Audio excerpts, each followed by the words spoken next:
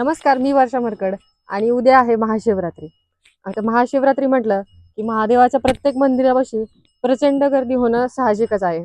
परंतु त्याच मंदिराच्या पुढे बसलेले असतात ते म्हणजे नंदी महाराज. आता जगातलं महादेवाचं असं एकही मंदिर नाही ज्यामध्ये नंदी महाराजाला स्थान नाही. महादेवाला जर अतिप्रिय जर कोणी असेल तर ते नंदी महाराज मानले जातात.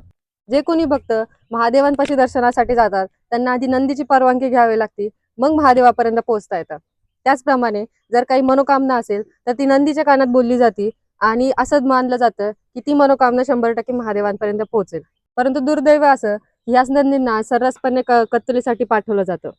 ज्या नंदींना महादेवाचा अतिप्रिय असं म्हटलं जातं तेच नंदी आज एखाद्याच्या दारासमोर आले की त्याला काठी दाखवली जाते, दगडाने मारलं जातं.